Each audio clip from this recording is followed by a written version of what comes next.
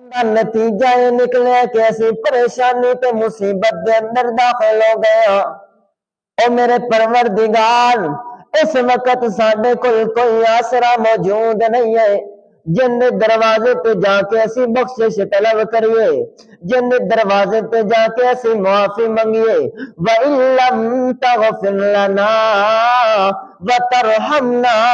اور ساڈے پروردگار اگر تو ساڈی بخشش نہ فرمائی، ساڈے تے رحم نہ کیتا، ساڈی دعا نو ساڈی پکار نو نہ سنیا، لَنَكُونَنَّ مِنَ الْخَاسِرِينَ، اسی تباہ و برباد ہو جاواں گے، اسی خسارہ پاون والے دے وچوں بن جاواں گے۔ ربنا ظلمنا انفسنا،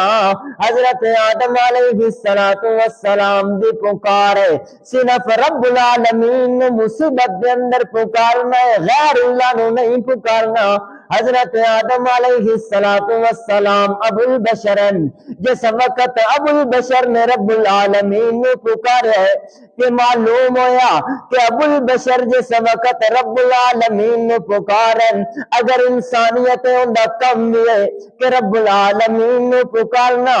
جڑا رب العالمین تو علاوہ غیر اللہ دے دروازے تے جھکدا ہے، او ابو البشر دی اولاد نہیں ہے۔